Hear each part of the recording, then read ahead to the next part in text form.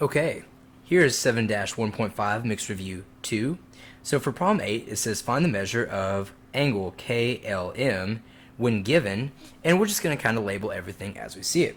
KPN, that goes right there, will be 58 degrees. We see P and M will go right down there and be 12x plus 14. We have NML, so we're just kind of working our way around this pentagon. And so that's 3 angles. NML will be 102 degrees. Here we would have 1, 2, 3, 4 little arcs. And this is MLK, which would be, let's even go ahead and distribute that. 2 times 4x would be 8x, and 2 times 40 would be plus 80. And lastly, we have LKP, so 1, 2, 3, 4, 5, which would be 152 degrees.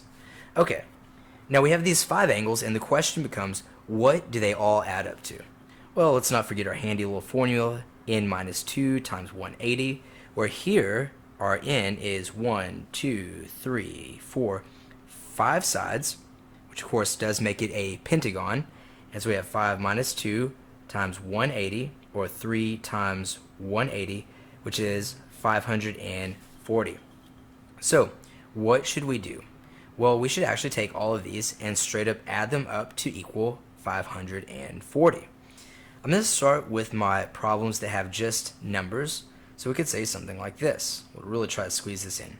152 plus 58 plus 102 plus 12x plus 14 plus, just barely able to squeeze it in, 8x plus 80, and all of that should add up to be 540.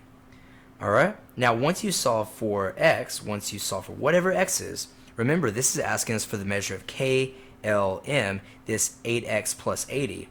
And so we could say 8x plus 80, and that will go ahead and give you your final answer. Alright, let's move on to our next example.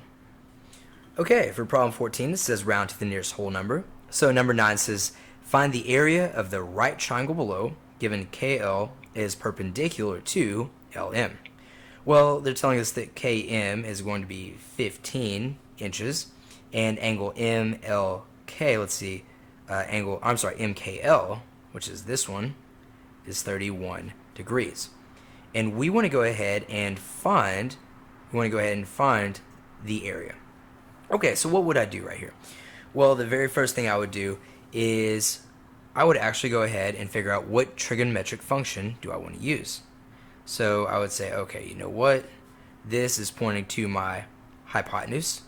And you know what? Notice in this that we're looking for the area of a triangle, which is 1/2 the base times the height. Well, we don't know either the base or the height in this case. So let's go ahead and start by finding out x, our base. Alright, so we don't really care about y in this instance, which means that if that's our hypotenuse, and there's our angle, this is our adjacent side, which once again we don't care about right now, and down here this is our opposite. So it looks like, given the hypotenuse and the opposite, we're going to use sine theta is equal to the opposite over the hypotenuse. Now recall our sine theta, our theta is this 31 degrees, and our opposite is x over 15. Now I'm going to stop here, but I am going to help you out just a little bit of ways.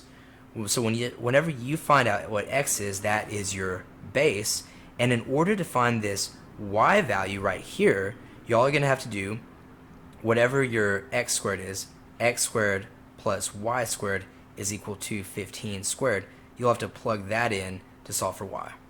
And so if there's going to be one final way that I'd leave y'all on this, I would say this. The area of your triangle, the way we set it up, will really be 1/2 times x times y. Just the way that I've labeled these things.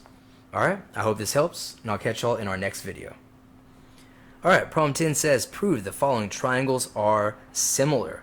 So notice, in order to do that, this base of the triangle, 1.8, and that base of this dilated triangle, 2.1, must generate the same ratio as the other corresponding sides. So if we said 2.1 divided by 1.8 is congruent to, and then let's see, this 2.6 ln corresponds with this n double prime L double prime, so we could say 3.1 over 2.6, and if that corresponds to this 2.6 divided by this 2.2, if those are all the same decimals, then we will have a similar figures. So what do I mean by the same decimals?